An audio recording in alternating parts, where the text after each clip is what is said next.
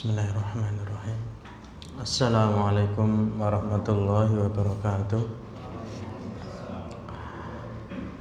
Alhamdulillahilladzi arsala rasulahu bil huda wa dinil haqqi liyudhhirahu 'alad dini kullih wa kafa billahi shahida wa asyhadu an la ilaha illallah wahdahu la syarikalah iqraran bihi wa tauhida wa asyhadu anna Muhammadan abduhu wa rasuluh sallallahu alaihi wa ala alihi wa ashabihi wa sallama tasliman mazida amma ba'd.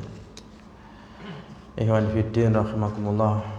Alhamdulillah kita kembali bertemu di majelis yang mulia yang semoga diberkahi oleh Allah Ta'ala dalam majelis ilmu. Dan termasuk nikmat yang Allah karuniakan kepada seorang hamba adalah nikmat untuk dia berkumpul di atas kebaikan.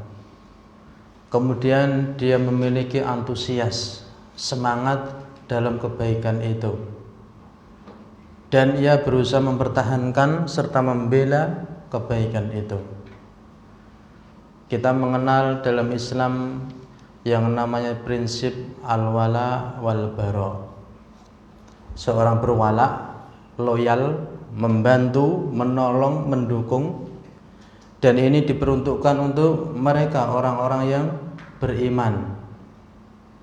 Setiap hamba yang beriman mesti harus wala kepada orang yang beriman juga. Sebaliknya, orang memiliki sifat barok, berlepas diri, ya, tidak mau membantu. Tentu ini kepada mereka orang-orang kafir, orang-orang munafik, orang-orang musyrik, ya. Kemudian di antara dari sikap wala yang benar adalah apa yang dicontohkan oleh tentu para sahabat Nabi SAW. Ketika mereka betul-betul loyal menyokong Nabi SAW. Sebaliknya, mereka yang menahan diri untuk tidak aktif, tidak memiliki peran dalam menyokong dakwah Nabi SAW, itu dikhawatirkan, ya, termasuk dari perangainya orang-orang munafik. Mereka bersama Nabi, kumpul bersama beliau dan sahabat, tapi tidak melakukan peran yang aktif dalam menyokong dakwah Nabi SAW. Bahkan mereka cenderung menunggu apa yang akan menimpa kepada Nabi dan para sahabat. Kalau yang menimpa kepada Nabi dan sahabat perkara yang menyenangkan, ya, mereka antusias berkumpul. Tapi manakala musibah, ujian datang kepada Nabi bersama sahabat, ya mereka menjadi orang-orang tiba-tiba mencerca Nabi bersama sahabatnya. Maka ma'asyiral ikhwah, ya, nikmat kita punya prinsip wala yang benar ini adalah satu karunia. Dan dengannya seorang akan istiqomah kuat di atas kebaikan. Yang semoga dengannya keberkahan itu akan terus mengikuti langkah keluarganya setelah dia meninggal. Barakallahu fikum. Kita masuk pada pembahasan pada kitab Tauhid. Qala Asy-Syaikh Muhammad bin Abdul Wahhab At-Tamimi rahimahullahu taala, babu majaa anna sababa kufri bani Adam. Pada bab tentang apa yang datang, yakni dalil-dalil bahwa sebab kufurnya Bani Adam wa tarkihim dinahum, dan sebab meninggalkan mereka terhadap agama mereka itu huwal ghuluwu fis sholihin adalah berlebih-lebihan terhadap orang-orang soleh. Dengan orang-orang soleh, ya kita memiliki wala, loyal kepada mereka, membantu, menolong, mendukung mereka. Akan tetapi jangan sampai melampaui batas, jangan sampai gulu. Karena kalau gulu justru itu akan menjadi kekufuran dan akhirnya mereka justru meninggalkan agama. Wa qaulillahi azza wa jalla, firman-Nya Allah azza wa jalla dalam surah An-Nisa ayat 171.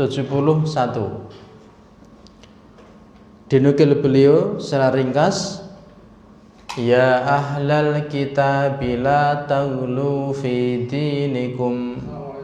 Waalaikumsalam. Wahai ahlul kitab, jangan kalian gulu di dalam agama kalian. Ya, larangan dari sikap gulu, berlebih-lebihan, melampaui batas. Fis sahihi, dalam sahih, yakni Sahih Al-Bukhari, dan ini secara ringkas. An Ibnu Abbas radhiyallahu anhuma, dari Ibnu Abbas, semoga Allah meridhoi keduanya, yakni Al-Abbas dan anaknya yaitu Abdullah.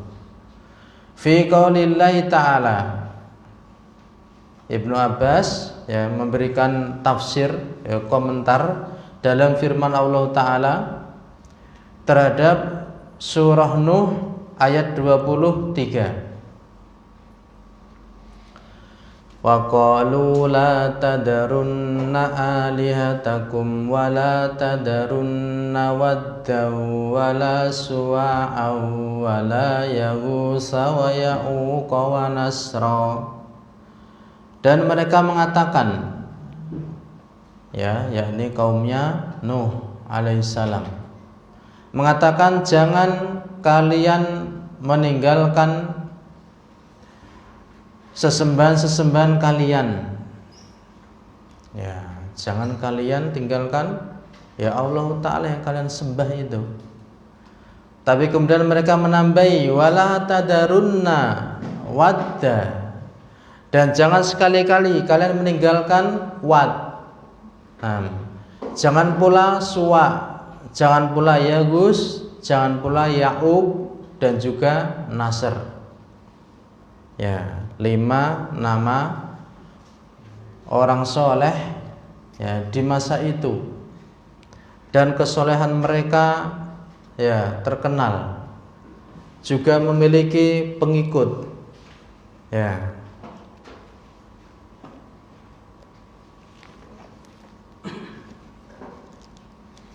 Qala, kata Ibnu Abbas, hadihi asma'un. Oh, dimudhafkan. Hadihi asma'u rijalin salihina min qaumi Nuh. Kata beliau, ini adalah nama-nama para laki-laki yang soleh dari kalangan kaumnya Nabi Nuh. Falamma halaku, maka tatkala mereka, kalau halaku binasa ya, yakni meninggal. Auha as-syaiton, ya, setan memberikan wahyu. Ya, jadi ada wahyu dari setan. Ya, ungkapan seperti ini, ungkapan yang ya dalam ayat-ayat didukung oleh dalil. Ya, wahyu itu ada dari Allah Ta'ala melalui para malaikat, ada juga yang dari setan.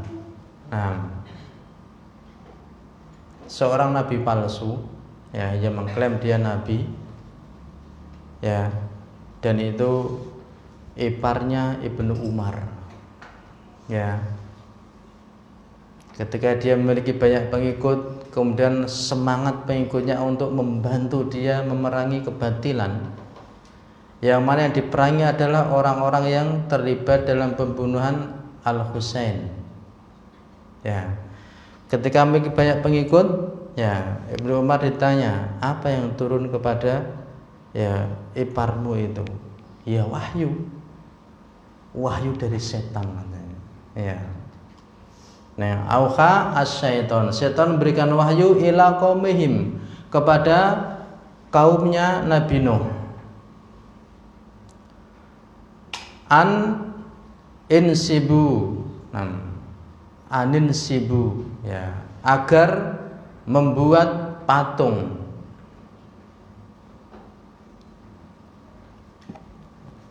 Ya, membuat pondasi dalam bentuk ya gambar-gambar yang telah dicetak. Ya.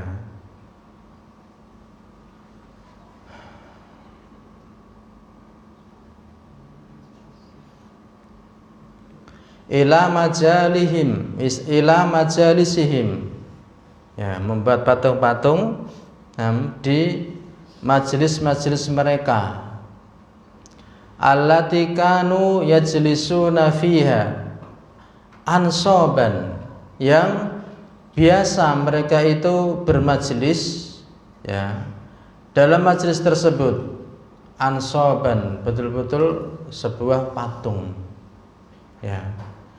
Wasammuha bi asmaihim, dan mereka menamai patung-patung itu dengan nama-nama mereka, ya, orang-orang soleh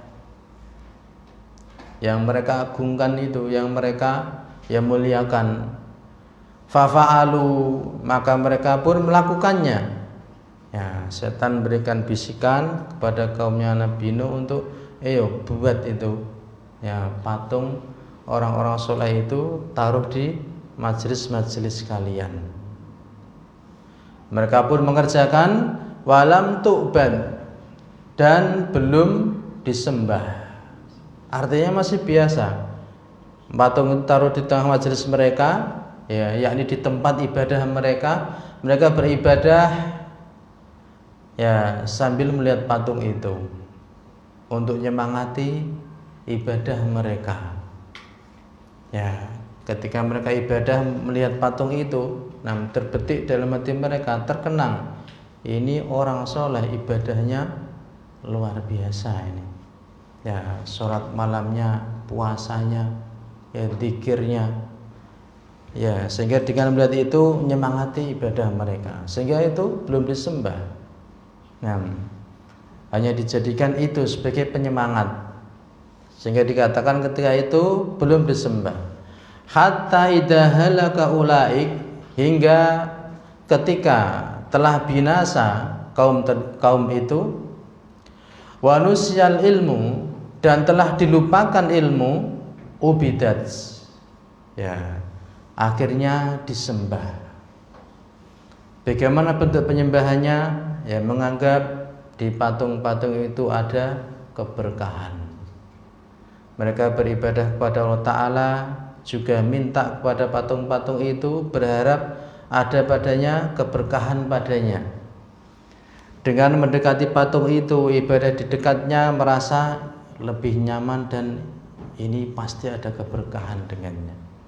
Ya. Ini diriwayatkan oleh Imam Al-Bukhari dan dikatakan mukhtasaron, secara ringkas. Dari nama orang-orang soleh yang disembah kaumnya Nuh alaihissalam,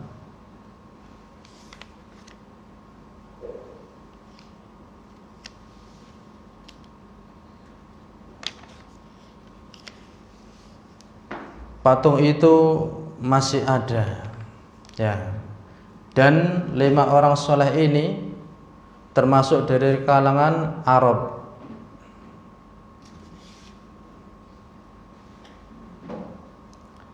Arabnya Arab yang jauh, Arab masa lalu, ya. Kemudian di masa An-Nabi SAW, patung-patung ini ternyata tetap ada.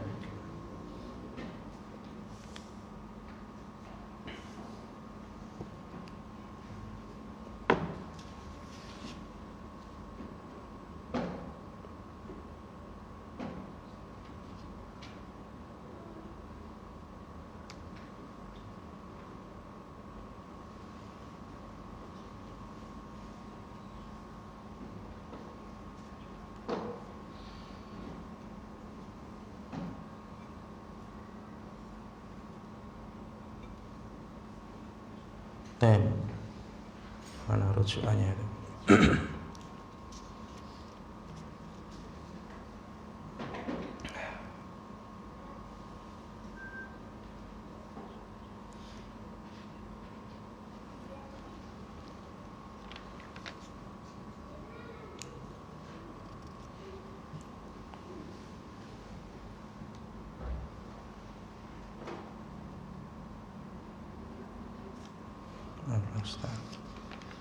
Ya, dari kaumnya Nuh, 5 patung ini masih ada hingga masa Nabi SAW, dan itu ditaruh di kalangan suku-suku Arab.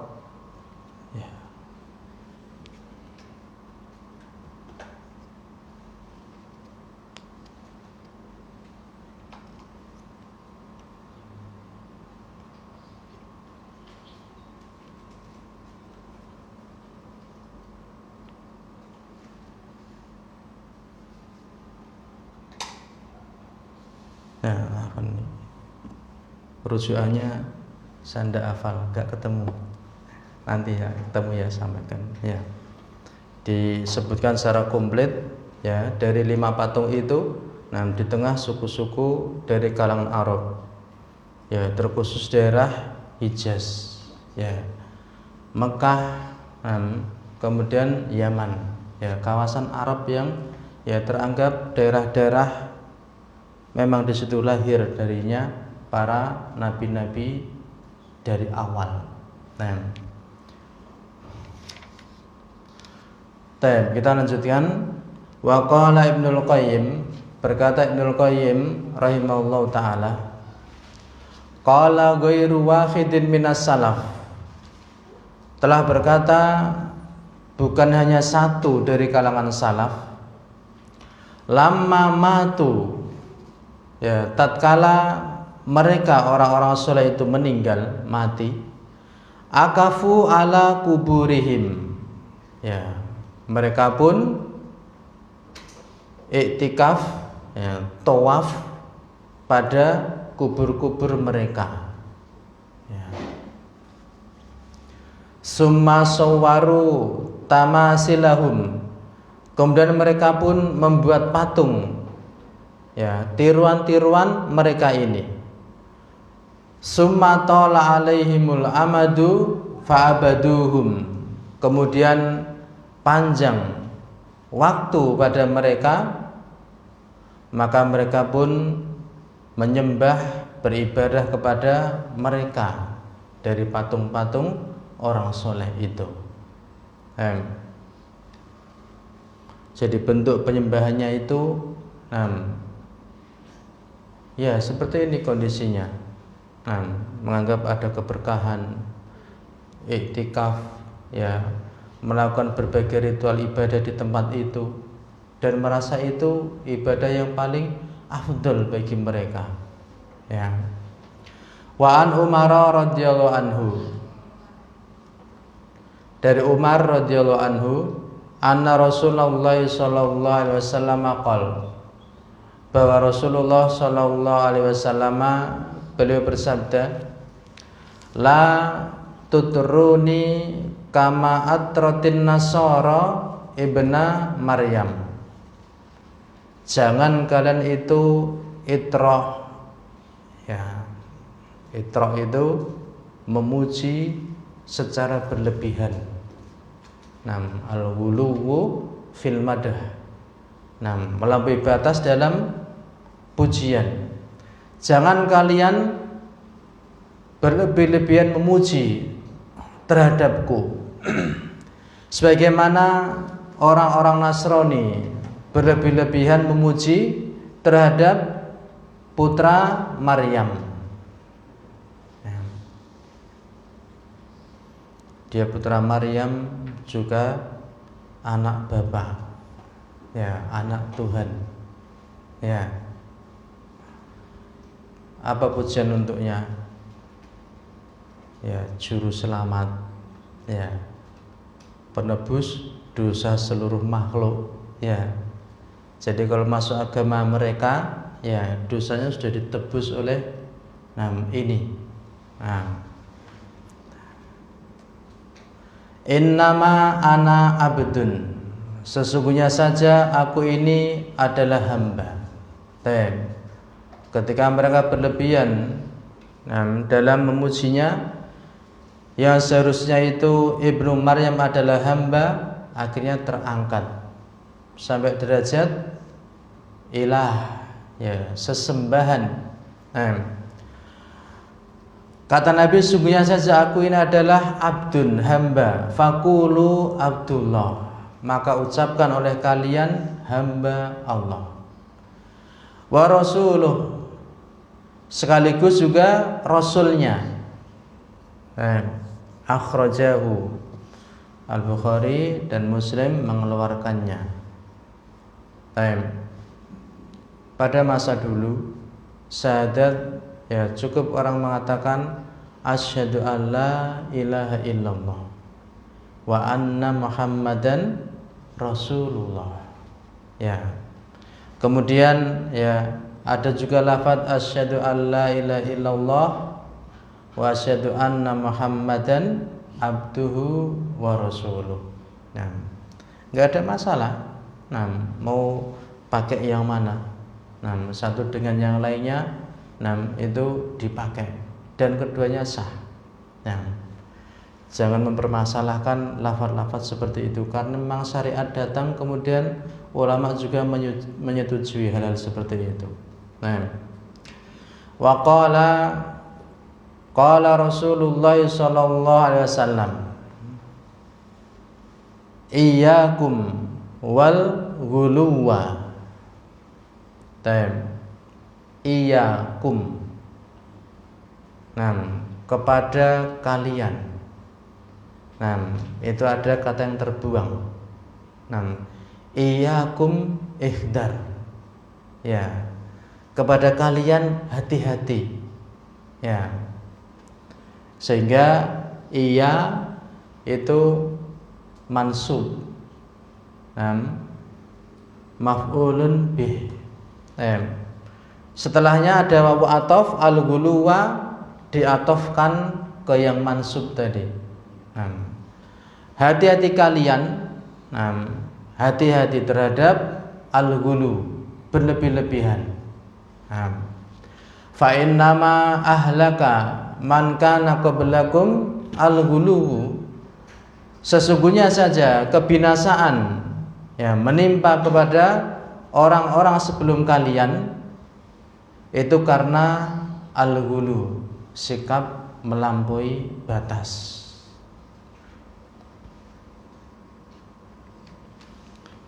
Ya, jika seorang mempelajari agama Islam ini berdasarkan Al-Quran, ya, hadis-hadis yang sahih, dengan bimbingan para ulama yang memiliki dakwah tauhid dan dakwah sunnah, kemudian mendengar dari model-model sholawat zaman sekarang ini, sungguh pada sholawat itu banyak mengandung gulu, ya.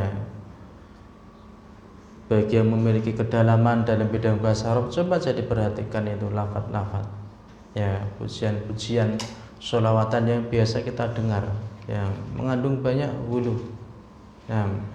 Bahkan ulama sebagian menghukumi ada pada unsur jelas itu kesyirikan. Mengangkat Nabi sampai derajat, ya, memiliki kemampuan yang itu kemampuan khusus bagi Allah Ta'ala, ya, mematikan dan menghidupkan, yang ya, Dia Ta'ala punya kuasa satu-satunya dalam mengeluarkan orang dari berbagai macam kesulitan. itu disandarkan kepada Nabi sallallahu alaihi wasallam. Nah, itu sikap ghulu. Sikap seperti itu membinasakan kaum-kaum sebelum kita.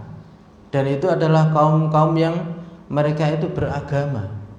Nah, yang sudah di jalur kebaikan, ingin menjadi orang beragama. Tetapi setan yang menjerumuskan mereka pada sikap melampaui batas, akhirnya jatuh pada kekufuran juga. Nah, wali muslimin, dan dari riwayat milik Imam Muslim, an Ibnu Mas'udin, dari Ibnu Mas'ud radhiyallahu anhu, anna Rasulullah sallallahu alaihi wasallam qala, bahwa Rasulullah sallallahu alaihi wasallam beliau bersabda, halakal mutanatti'un, qalaha salasan. Telah binasa yang namanya mutanatti'un. Ya, maknanya sama, orang yang berlebih-lebihan. Nah, beliau mengucapkannya 3 kali. Halakal mutanatti'un, halakal mutanatti'un, halaka al mutanatti'un. Binasa orang yang berlebih-lebihan. Binasa orang yang melampaui batas. Binasa orang yang berdalam-dalam. Tanatuk, ya, itu menimpa seseorang, baik itu pada ucapan maupun dalam perbuatan. Ya, para ulama memberikan peringatan, tanatuk fil kalam, berlebihan dalam ucapan, fil qiraah. Dan makna ini yang paling sering disebut, ya, dalam qiraatul Quran. Ya, mereka yang qiraatul Quran sampai mengharuskan semua itu harus keluar dari makhrajnya dengan tepat. Ya, ini dari tenggorokan mana dicek. Ya, itu belum naik, itu belum di pertengahannya dan sebagainya. Nah, itu masih ada unsur kekurangan itu, ya, makhrajnya kurang sedikit begini begitu. Dikatakan seperti itu. Ya, hati-hati, ya, tanattu. Dalam qiraatul Quran ketika seperti itu, targetnya dia justru tidak fokus kepada makna dari ayat yang dikandunginya itu. Sekian tahun mempelajari qiraatul Quran, gimana Al-Fatihahnya supaya betul-betul fasih, terdengar itu jelas itu loh, huruf per huruf itu keluarnya. Ya, kita mendengar itu seolah wah, luar biasa ini, level itu. Akan tetapi justru kosong dari makna ayat. Ini melenceng, Pak. Dari ulama kita yang telah menekuni dalam bidang qiraatul Quran, menjadikan Al-Quran ini perkara yang ringan pada bacaan-bacaan mereka, tidak memberat-beratkan, tidak sampai menyibukkan seseorang atau menyibukkan umat ini hanya fokus pada qiraahnya saja tanpa memahami maknanya. Maka hati-hati, ya, mengantar kepada kebinasaan. Juga dalam fi'il, ya, dalam perbuatan, seorang berlebih-lebihan. Ketika seorang, ya, dikatakan mengharuskan, ya, pada gerakan-gerakan dalam sholat, ya, betul-betul ditata. Kurang begini, kurang begitu, ya, sampai-sampai ketika ada kecacatan mungkin pada fisik seseorang, ya, tuntutan untuk harus lurus dan sebagainya. Itu dibahas para ulama, hati-hati dari sikap tanattu. Atau seorang berdalam-dalam dalam bidang lughatul Arabiyah, ya, lihat mereka orang-orang yang berdalam-dalam dalam bidang nahwu, ya, justru mereka terjerumus.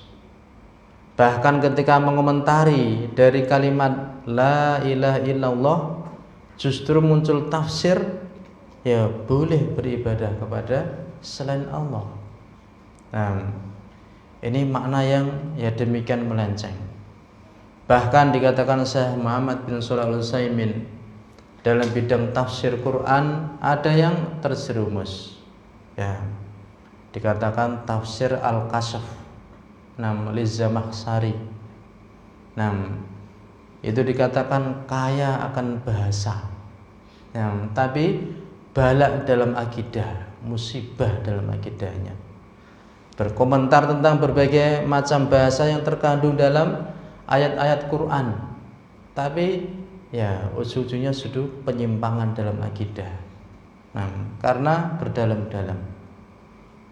Kalau kita belum sampai level ya berdalam-dalam dalam bahasa, kita yang dasar aja masih perlu penguatan. Sehingga kalau dari saudara kita ada yang semangat dalam bahasa Arab, ya jangan dikendori, itu terlalu dalam. Kita itu belum apa-apa. Ya, nahwu kita yang dasar itu masih perlu dikuati terus. Bahkan mungkin sampai mati pun mungkin nggak sampai itu ke level berdalam-dalam itu. Karena itu ya semangat. Dalam bahasa Arab akan tetapi ada hal yang lebih penting kaitannya dengan masalah akidah. Jangan ketinggalan. Wallahi demi Allah dulu kita mempelajari sunnah Nabi, mempelajari akidah-akidah yang sahih itu betul-betul menjadi target kita. Bahasa Arab itu penyertanya betul.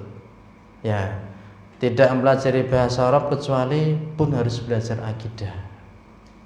Sehingga kita mengenal betul, oh seperti ini salaf, seperti ini sunnah. Tahu betul perbedaannya dengan yang bukan salaf. Ya. Kemudian juga antusias dalam bidang bahasa Arab.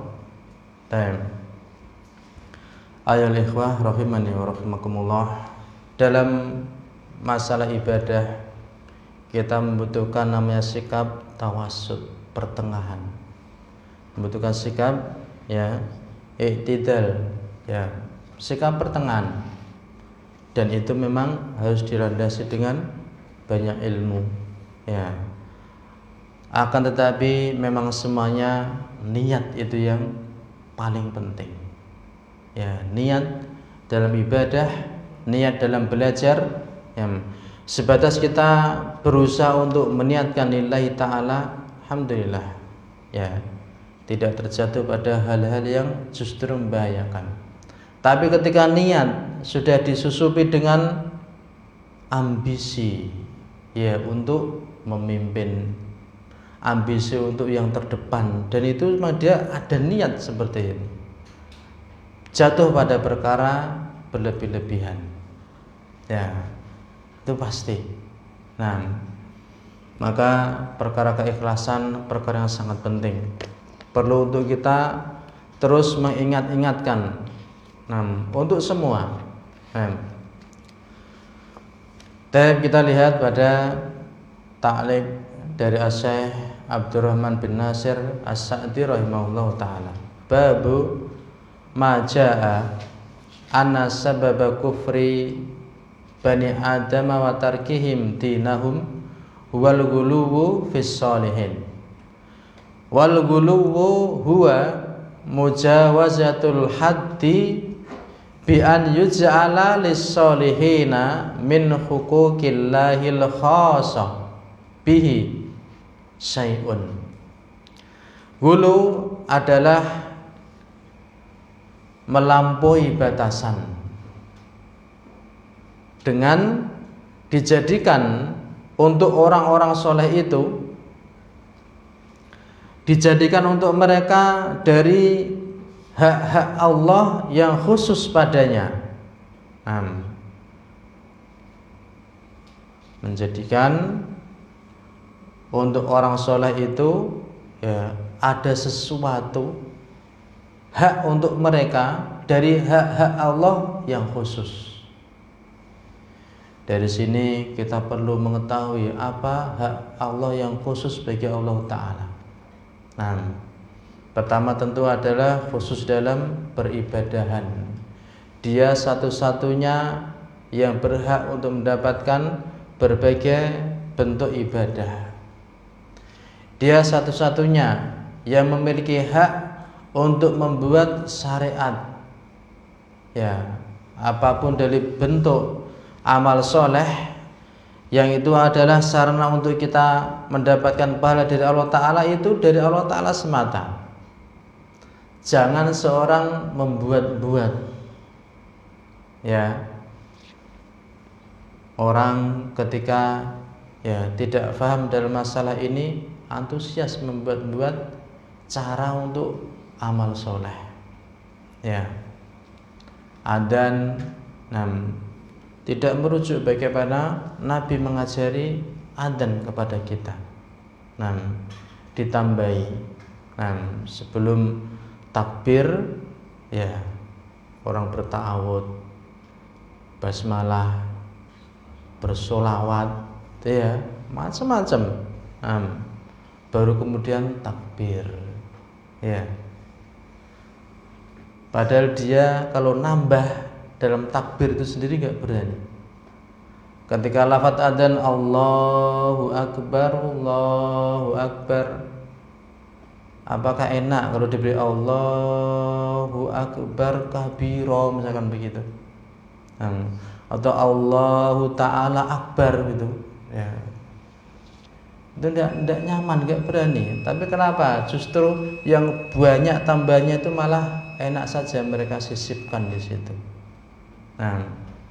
Ini ya, ketika itu diperintahkan oleh guru mereka, syekh mereka, tambahin itu tidak apa-apa. Nah, itu syekh telah membuat syariat dalam agama ini.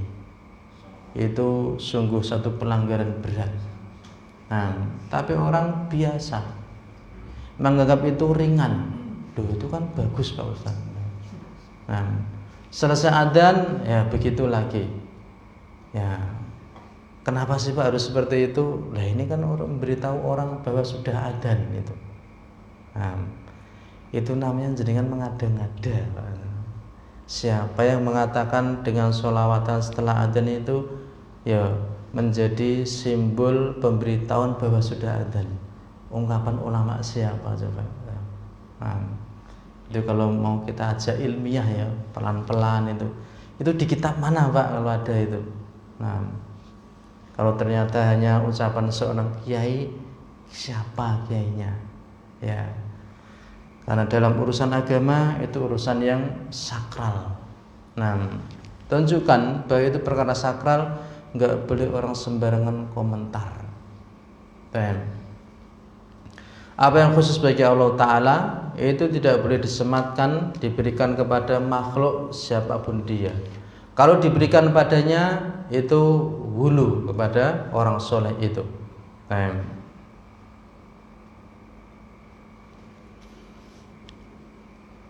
Tambah sedikit, fa inna haqqallahi alladzi la yusyarikuhu fihi musyarikun. Maka sungguhnya haknya Allah yang mana tidak ada yang bisa bersekutu di dalamnya, satu sekutu pun. Huwal kamalul mutlaqu, dialah yang sempurna, yang mutlak, kesempurnaan secara mutlak. Wal ghina al mutlaqu, dia yang maha kaya ya secara mutlak. Wa tasarrufuhu al mutlaqu, serta kepengaturan yang mutlak, min jami'il wujuh, dari seluruh sisi-sisi. Wa annahu la yastahiqqu al ibadata wa ta'alluha ahadun siwahu, dan bahwasanya dialah yang tidak berhak suatu ibadah dan penyembahan satu pun kecuali hanya pada dia. Faman ghala bi ahadin minal makhluqina hatta ja'ala lahu nasiban, maka barang siapa yang melampaui batas kepada satu pun dari makhluk-makhluk ini hingga menjadikan untuknya, untuk dari kalangan makhluk itu nasiban, bagian min hadil asya'i, dari macam-macam ini, yang mana macam-macam itu khusus milik Allah Ta'ala. Faqad sawa bihi rabbal alamin, maka sungguh dia telah menyamakan dengannya dengan Rabbul Alamin. Dia menyamakan makhluk itu dengan Allah Ta'ala. Wadhalika a'damus syirki, dan yang demikian itu adalah sebesar-besar kesyirikan. Wa man rafa'a ahadan minas solihina fauqa manzilatihi, dan barang siapa yang mengangkat satu saja dari kalangan orang-orang soleh di atas kedudukan orang soleh itu, allati anzalahullahu biha faqad ghala fihi, yang mana Allah telah menempatkan makhluk itu dengan kedudukannya, maka sungguh dia telah hulu, telah melampaui batas padanya. Wadzalika wasilatun ilas syirki, dan yang demikian itu adalah sarana pada kesyirikan. Wa tarkiddin, dan sarana meninggalkan agama ini. Dan itu dalam keadaan mereka tidak sadar. Ini karena sikap berlebihan kepada orang-orang soleh itu, hingga mengangkat orang-orang soleh itu pada derajat khusus yang itu hanya milik Rabbul Alamin. Wallahu ta'ala a'lam bishawab. Subhanakallahumma wa bihamdika asyhadu an la ilaha illa anta astaghfiruka wa atubu ilaik. Wassalamualaikum warahmatullahi wabarakatuh.